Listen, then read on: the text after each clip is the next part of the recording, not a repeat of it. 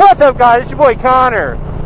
We have been nominated for a 3x3 challenge by your boy Theo freaking Dog. What's up, everybody? So, 3x3 challenge. In essence, what is it? What, huh? It's pretty much you are nominated, therefore you have to nominate 3 people, 3 fellow motovloggers, and you reveal 3 things about yourself that most people may not know, do not know.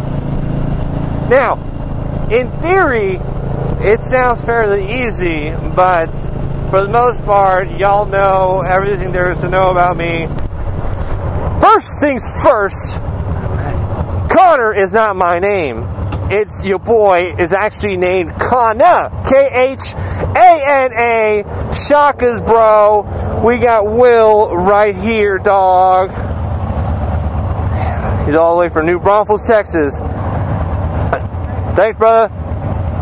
Connor kind of started coming about when I would start frequenting coffee shops or when people kind of places just in general where they ask for your name. And I would be like, hey, can I get a name for your order? Oh, it's Kana. Connor? No, it's Kana. Connor? No. Take the R and inflect it like Kana. Like kind of you're questioning my name. Oh, Kana, I get it.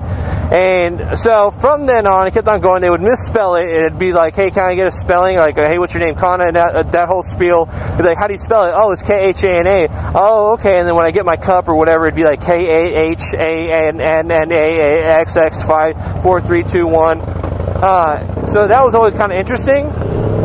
My brother and his homie Kyle, we would be going somewhere and I would kind of give that whole spiel that he would kind of mockingly be like, oh, you mean Connor? And I'd be like, no, it's Kana. And one time we were scuba diving and, over in Florida, and that kind of was the apex moment of the name, because everywhere we went, the people would ask for my name, and then I would be like, Kana, and then he would randomly out of nowhere scream, like, oh, you mean Connor? And so then Xbox came about. I started playing Xbox, and my gamer tag was, oh, you mean Connor?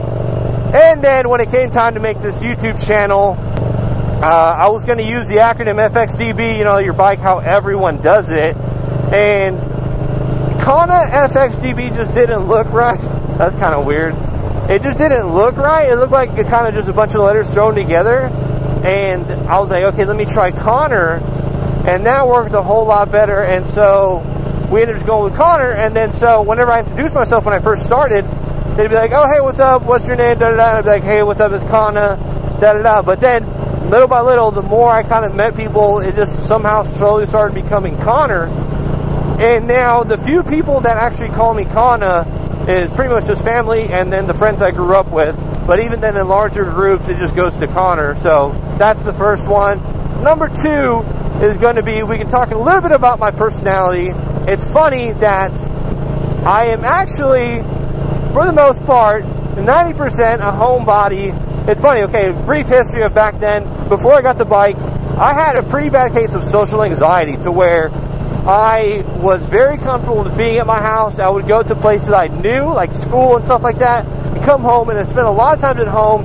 Social gatherings, like going out to a bar or a big concert, would give me such bad social anxiety to where I would have this cough, like a nervous tick, to where it would sound like I was throwing up. It was pretty disgusting. And then I kind of attributed it to allergies.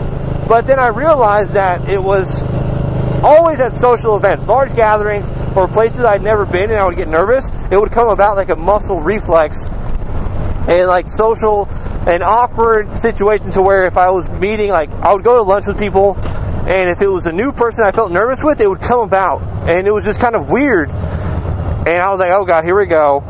But anyway, so fast forward is I'm pretty much of a homebody. When I'm not riding or making videos, I don't go out at night. I don't really go partake in adult beverages out and about. Pretty much, I just enjoy making videos. But anyway, so I got my motorcycle. I really started kind of exploring and, you know, meeting all these different people forced me into social situations and meeting kind of different people and getting comfortable with not knowing everyone and kind of exploring places I haven't explored. And it really helped me out.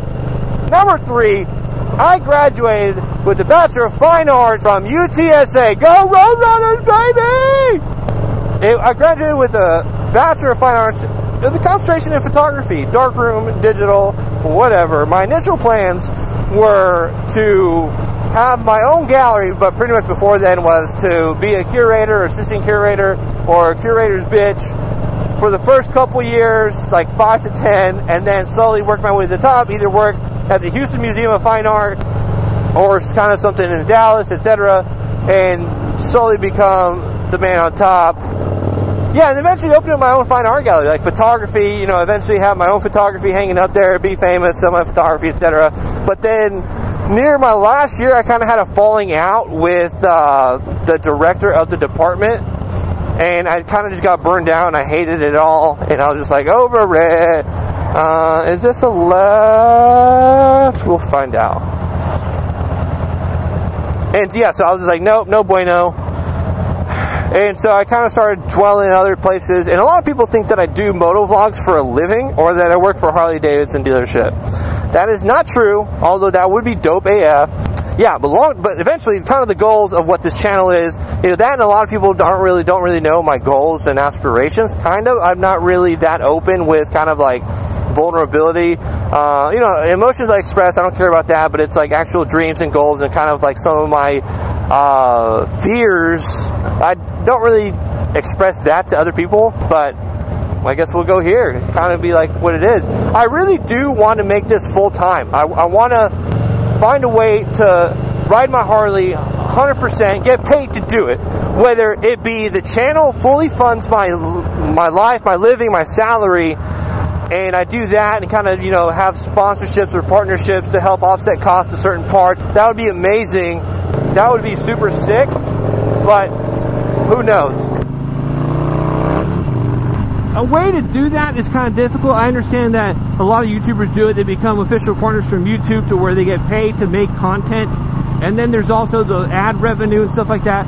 But for that, you pretty much have to come up with a consistent form of income. And a lot of them will have shops and stuff like that to where it has their merchandise with their channel name, their logo, etc., which I plan to do in the future. But the reason I haven't done so is because I don't want to have just like, okay, this might begin. I understand everyone has to start somewhere, but I don't want to have like that super cheap quality product and that be like, oh, hey, you know, this is Connor's first shirt. And it's also because the funds aren't necessarily there yet. And I'm fine with that. You know, it takes time for you to come up with like funds. The Patreon and the YouTube take off to where I can even afford to do part-time somewhere. And I think it would be amazing to work for Harley. I understand that, you know, they say their sales are down, their quarterlies are down, they're only going to continue to go downhill, that it's not as glorious as it seems.